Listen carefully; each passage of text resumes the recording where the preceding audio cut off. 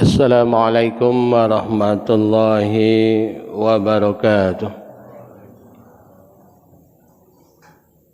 Alhamdulillahi rabbil alamin. Wal aqibatu lil muttaqin wa la udwana illa 'alal zalimin. Asyhadu an la ilaha illallah wahdahu la syarika lah. Wa asyhadu anna Muhammadan 'abduhu wa rasuluh la nabiyya ba'dah.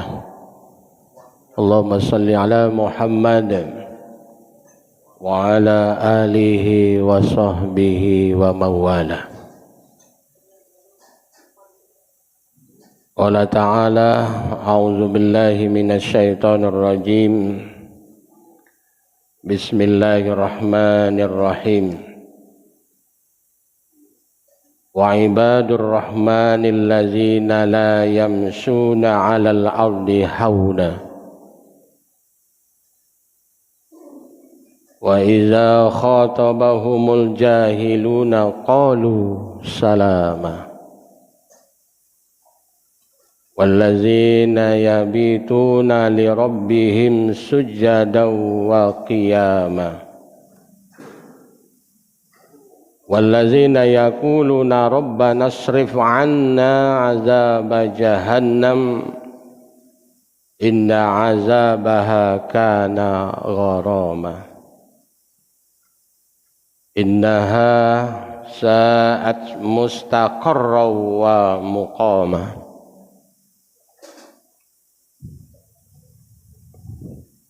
Bapak Ibu jamaah salat subuh Masjid Raya yang dimuliakan Allah, marilah kita tak hentinya untuk bersyukur kehadiran Allah Subhanahu wa ta'ala atas segala limpahan rahmat dan karunia-Nya. Kita sampai hari ini masih beraktivitas yang diawali dengan melaksanakan ibadah salat. Salawat dan salam senantiasa tercurah untuk Nabi kita, Nabi Muhammad sallallahu alaihi wasallam, pada keluarga, para sahabat, orang-orang yang setia dan juga orang-orang yang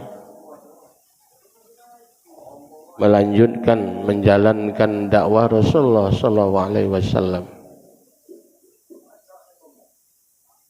Sungguh betapa banyak nikmat Allah yang sudah dianugerahkan oleh Allah kepada kita. Jika sekiranya kita untuk menghitung-hitung nikmat Allah, kita tidak akan mampu menghitungnya. Tetapi Allah menyuruh kita adalah untuk mensyukuri nikmat-nikmatnya, bukan untuk menghitung-hitung nikmatnya. Baik Bapak Ibu, pada pagi hari ini tema kita adalah sifat atau karakteristik ibadur rahman. Bapak Ibu yang dirahmati Allah, bahwa sesungguhnya Allah Subhanahu wa ta'ala memiliki hamba-hamba yang mulia di muka bumi ini,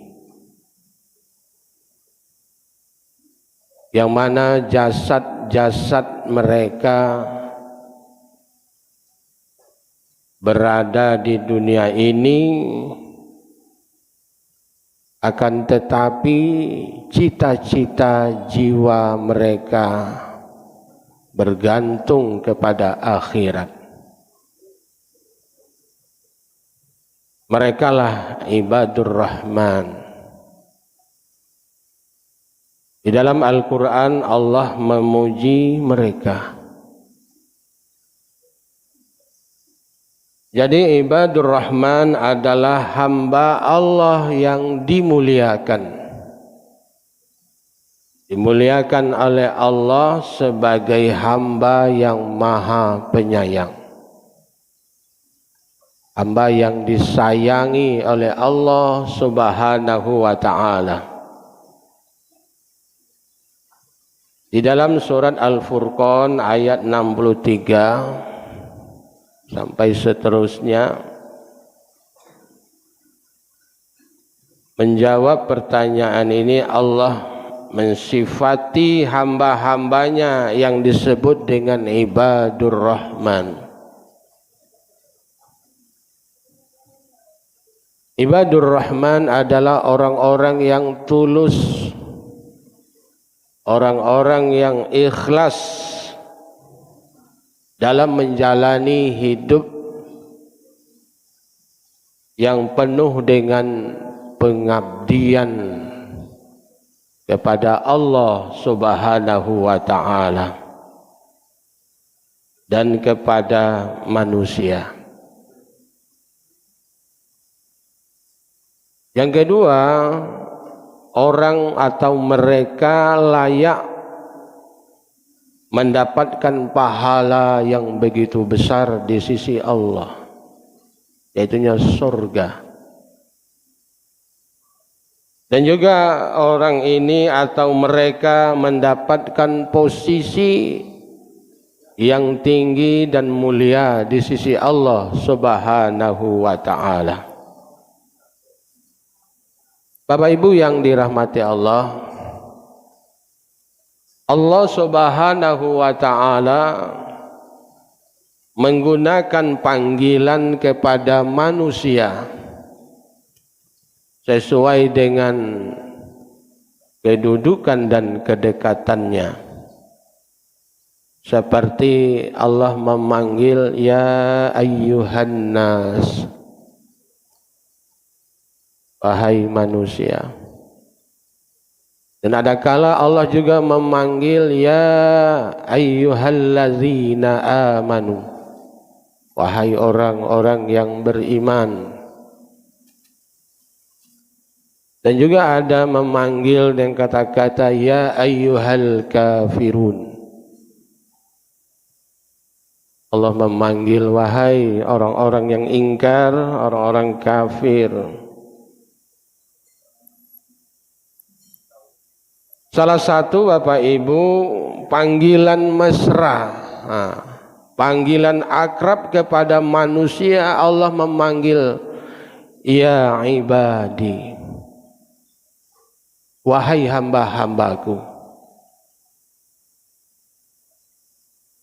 Bapak Ibu yang dirahmati Allah, penggunaan kata abdun atau hamba adalah untuk manusia yang mulia, manusia yang terhormat di sisi Allah Subhanahu wa ta'ala. Allah pun menyebut hamba-hamba yang dikasihi oleh Allah dengan ibadur rahman. Di dalam Al-Quran surah Al-Furqan ayat 63 sampai ayat 77. Yang pertama, siapakah sesungguhnya ibadur rahman itu adalah allazina yamsuna 'alal ardi hauna. Mereka apabila berjalan di muka bumi dengan rendah hati. Hauna. Walaupun meskipun dia kelimpahan dengan materi. Walaupun dia mempunyai kedudukan yang tinggi, walaupun dia ilmunya mumpuni, dengan itu semua dia tidak berbangga diri. Tetapi mereka mempunyai penuh sifat empati. Jadi yang pertama ini Bapak Ibu, walaupun mereka bergelimang dengan harta kekayaan, sugih, harta banyak, ibarat kata orang 7 keturunan tidak habis dengan harta mereka. Namun mereka selagi kakinya meminjakkan bumi ini, dia tidak akan sombong dengan hartanya, tidak bangga dengan hartanya. Itulah mereka yang disebut dengan ibadur rahman, orang-orang yang disayangi oleh Allah. Tidak seperti orang-orang yang OKB, orang kaya baru dikit diberi harta materi, dianugerahkan oleh Allah, telah mulai berubah sikapnya. Biasanya ramah, sekarang tidak ramah lagi, tidak kelas untuk bergaul. Tetapi bagi mereka yang ibadur rahman, orang-orang yang disayang oleh Allah, walaupun dia ditumpahkan dengan bergelimang dengan materi, tidak membuat dia sombong, angkuh, apalagi dengan berbangga diri. Dia menyadari bahwa dia lahir tidak membawa apa-apa, ketika juga dipanggil oleh Allah juga tidak membawa apa-apa. Itulah ibadur rahman. Kalau dia berilmu, mungkin barangkali sekolahnya tinggi, sudah bergelar sarjana, S1, S2, S3, sekolahnya sampai ke luar negeri, tidak membuat dia sombong, takabur dengan ilmu yang sudah dimiliki. Itulah ibadur rahman. Kemudian orang-orang yang disebut dengan ibadur rahman itu adalah orang-orang yang tidak tinggi hati. Ya, walaupun ada jabatan, setinggi apapun jabatan itu lama-lama mungkin berhenti juga. Tak lama-lama tidak jadi pejabat. Setinggi apapun jabatan itu selama-lamanya itu akan berhenti juga. Setidak-tidaknya pensiun. Jadi tidak ada yang dibanggakan, yang disombongkan, setinggi apapun jabatannya. Tidak mau dia berbangga diri. Dan juga orang-orang ini termasuk orang-orang yang empati. Empati ini adalah ikut merasakan apa yang dirasakan oleh orang lain, terutama penderitaan, kesulitan. Tidak hanya simpati saja, tetapi mempunyai nilai yang penuh dengan empati. Ikut merasakan apa yang dirasakan oleh orang lain. Yang kedua, sambungan dari ayat 36 itu, wa iza khatabahumul jahiluna qalu salama. Apabila mereka ini ditegur, ketemu dengan orang wong jahil, wong bodoh, ya, dengan ocehan, dengan penghinaan, dengan kata-kata yang menyakitkan, dia akan berkata qalu salama.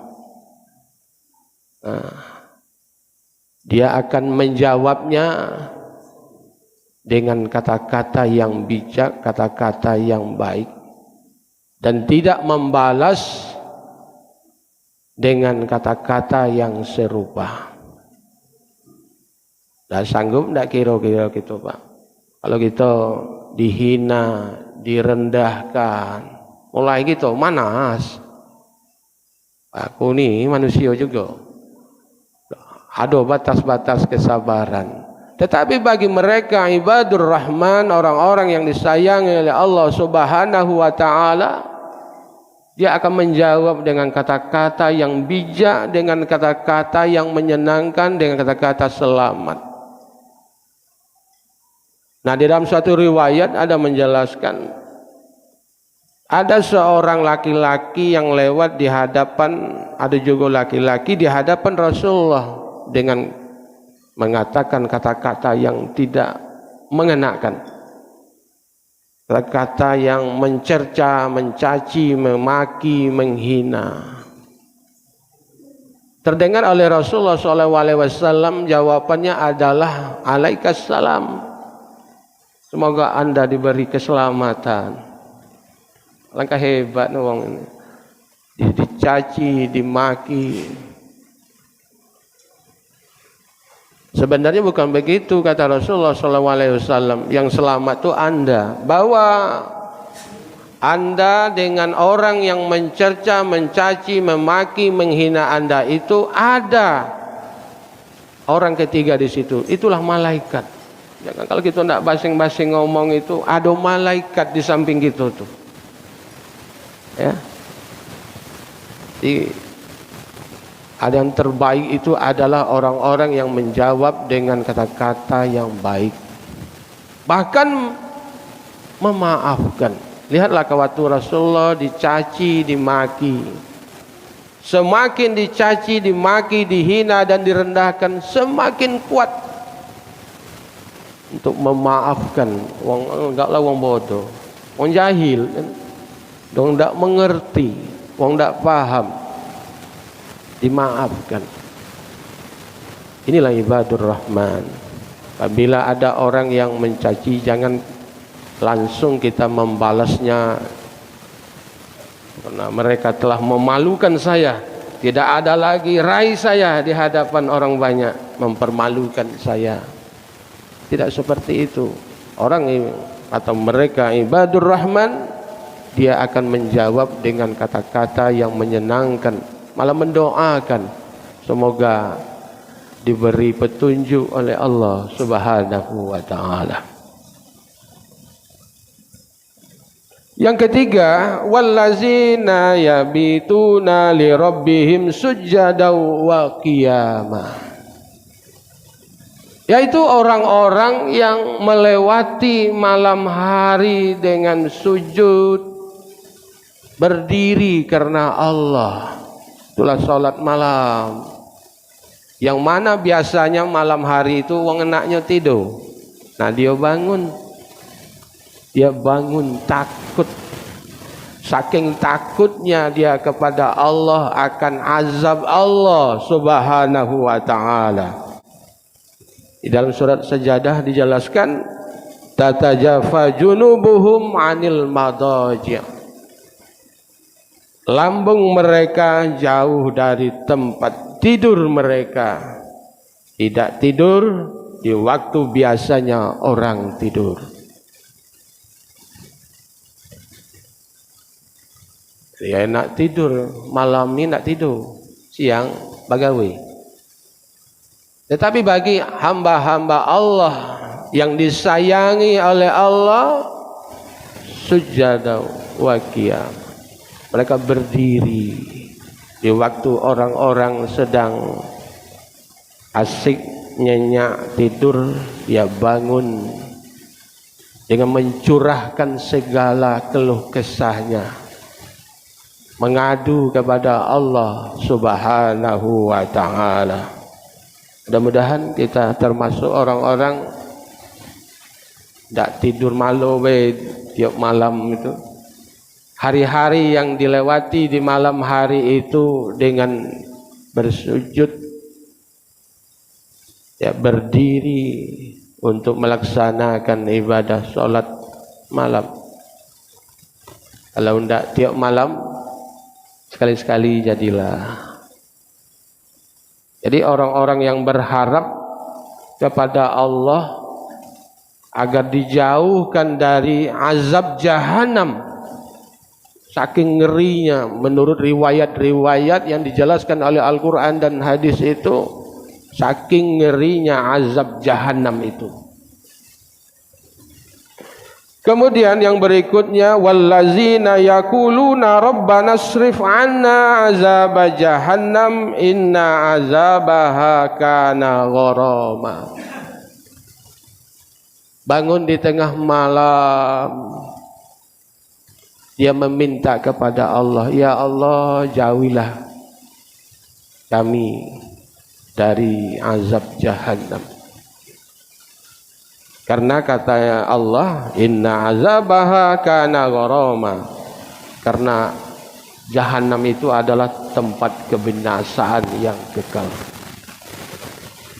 Jadi kalau menurut riwayat-riwayat hadis itu menjelaskan bahwa neraka jahanam itu adalah tempat seburuk-buruknya tempat, seburuk-buruknya kediaman. Neraka jahanam. Salah satunya adalah orang-orang yang semasa hidup di dunia ini, orang yang bergelimang dengan dosa-dosa, tidak sempat untuk bertaubat kepada Allah Subhanahu wa taala. Apalagi berlaku perbuatan-perbuatan syirik kepada Allah Subhanahu wa taala.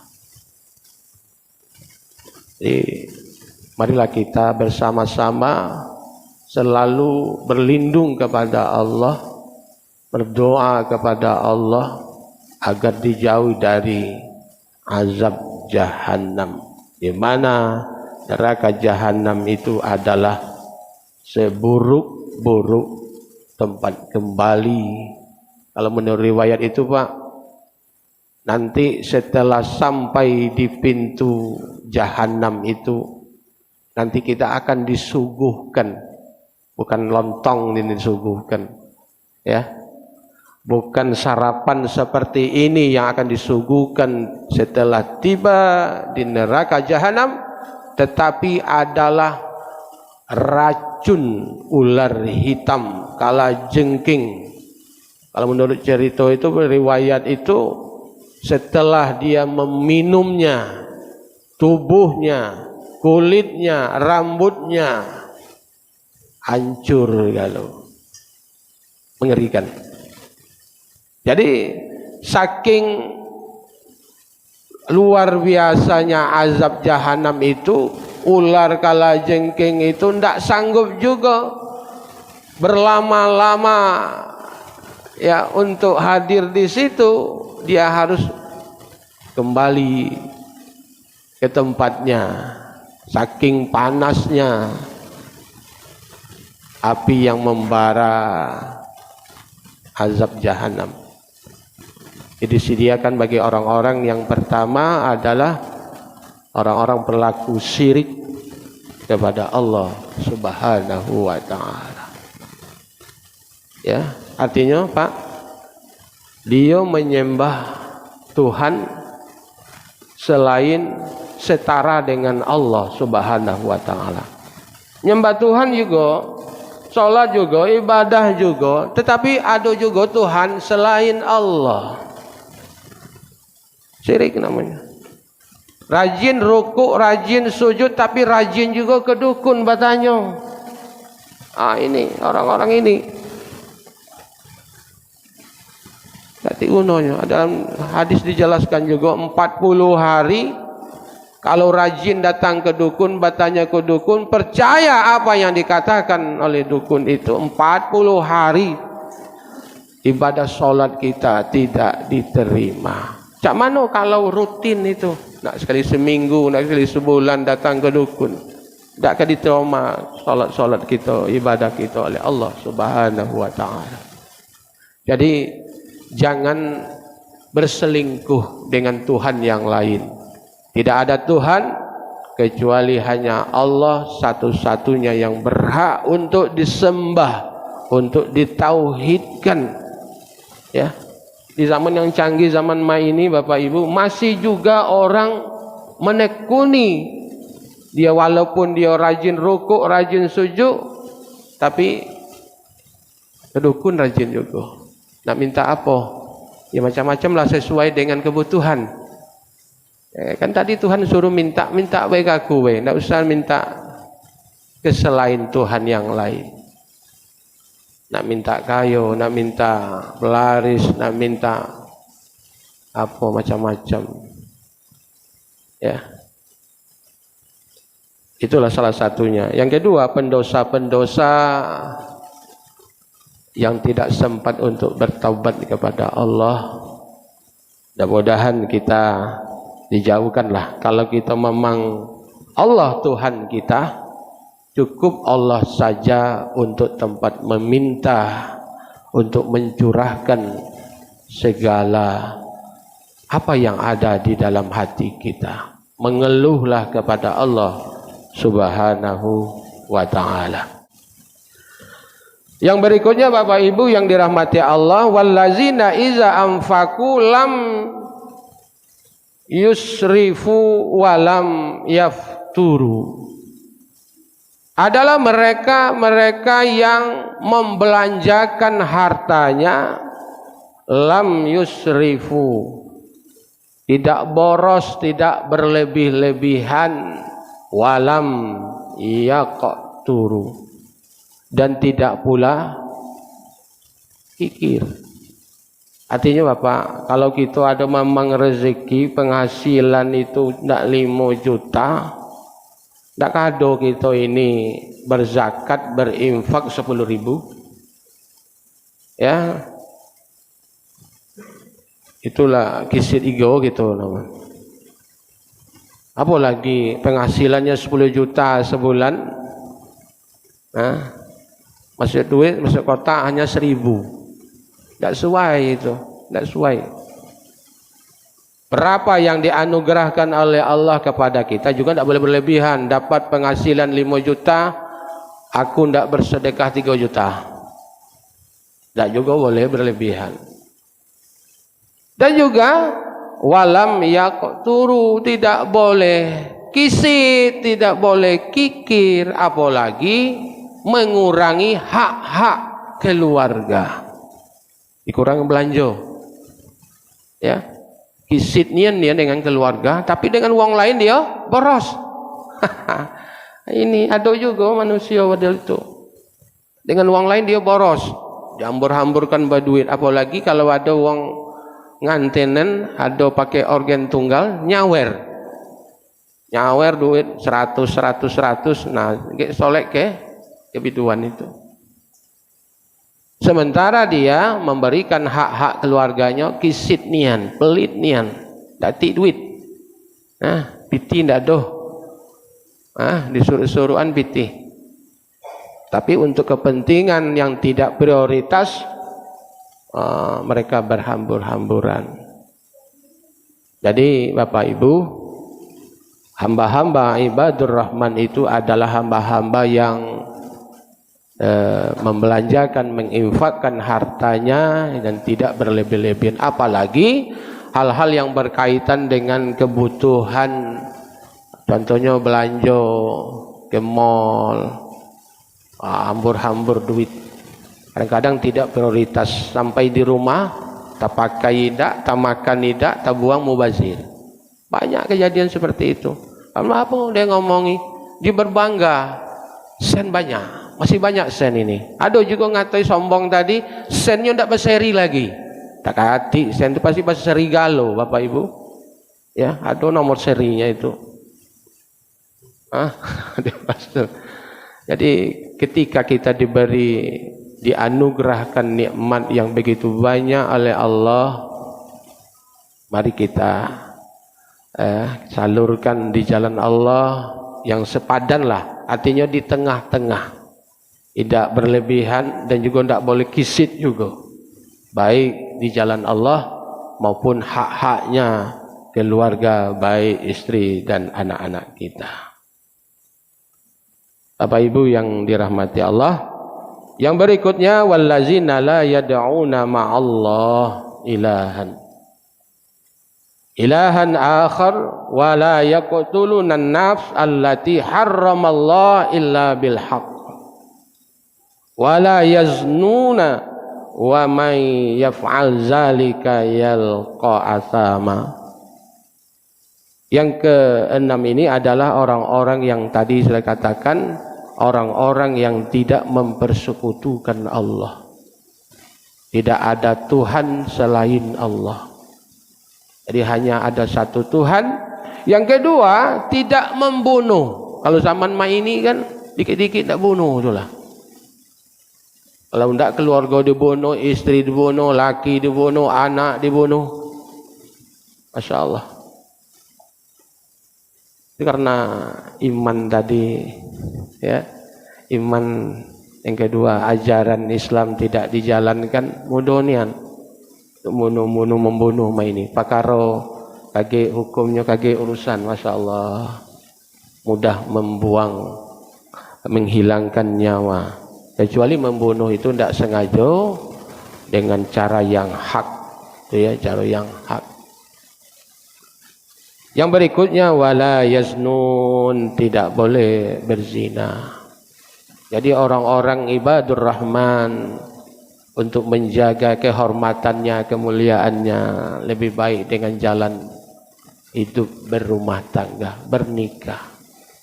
Itu apa lontang-lantung tak galak kawin, tak galak menikah maksudnya.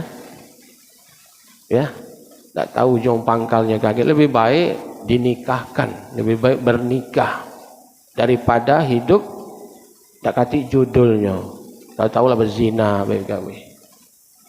Ini dosa besar nih Bapak. Yang pertama mempersekutukan Allah dengan Tuhan yang lain. Yang kedua membunuh tanpa hak, tanpa dibenarkan membunuh. Yang ketiga adalah berzina. Mudah-mudahan kita terjauh dari mempersekutukan Allah, melakukan kejahatan pembunuhan dan melakukan tindakan amoral. Sekarang kan banyak pelecehan seksual yang dilakukan oleh orang. Kadang-kadang kedoknya bisa baik kiai, bisa baik dia ini guru, bisa baik ya macam-macam. Tergantung iman kita. Jadi kita mudah-mudahan terhindar dari mempersekutukan Allah, membunuh tanpa hak, ya, membunuh tanpa ada alasan kita membunuh. Apa membunuh? Menghilangkan nyawa orang. Dan terakhir wallazina la yashhaduna zur wa iza marru bil lawi marru kirama. Yaitu orang-orang yang dikatakan ibadur rahman adalah orang-orang yang tidak mau bersumpah palsu. Kalau sekarang demi mengharap dunia, sen loka tadi, mau dia bersumpah palsu, menggadaikan. Jangan niat. Kalau kita mau dipanggil ibadur rahman, hamba-hamba yang disayang oleh Allah, tidak usah Pak. Kalau kita tidak ngerti, kalau kita memang tidak soheh, kita menyaksikan itu, jangan coba-coba kita ini mudah-mudah melakukan sumpah palsu. Kemudian juga kita ini tidak boleh untuk menjaga kalau ada orang mengajak melakukan perbuatan-perbuatan yang tidak berfaedah, mereka melewatinya saja. Contohnya Bapak Ibu, singgahlah dulu, menggap gitu. Itu hal yang tidak berfaedah. Kalau tiap malam model itu Pak, hal yang tidak bermanfaat itu. Ya kaget lah, banyak gawe. Kalau cek orang Palembang itu kan banyak gawe. Jangan kita yang ngandun tiap malam begadang yang tidak ada manfaatnya, malah mudaratnya. Ini ada teman saya nih Pak, habis main golf malam, besok pagi nanti lagi 3 hari yang lalu. Ini Pak, walaupun di situ kalau kita kaji-kaji itu adalah ala ajal, tapi kalau hal-hal yang tidak berfaedah begadang. Tapi kalau kita begadang tadi bangun sujud rukuk karena Allah untuk melaksanakan salat malam, yaitu baik itu, ya, husnul khotimah yang dia dapat. Tapi kalau begadang yang tidak ada manfaatnya, mudaratnya, kita jauhilah. Apalagi kalau usia sudah berkali-kali sudah sampaikan sudah larut, lah senjau umur tu, lah 60, lah 70 masih juga nak nuruti cara anak-anak muda. Ayolah, kita seharusnya semakin dekat kepada Allah, karena jalan kita semakin dekat kepada kematian. Nah, yonian. Bapak Ibu yang dirahmati Allah, mudah-mudahan apa yang kita sampaikan pada kesempatan ini, karena siang ini banyak sekali yang kita sampaikan sebenarnya ini, ciri-ciri atau karakteristik hamba-hamba Allah yang disayang oleh Allah. Mudah-mudahan kita termasuklah dan berusahalah giat untuk bisa menjadi hamba-hamba yang disayang oleh Allah, di mana posisinya, kedudukannya tinggi di sisi Allah. Allah memberikan hadiah kepadanya adalah berupa surga di sisi Allah Subhanahu wa ta'ala, bahwa surga itu adalah tempat penginapan yang sebaik-baiknya. Sebaliknya tadi, jahanam itu adalah tempat seburuk-buruknya tempat kembali, tempat berdiam. Tidak akan sanggup kita.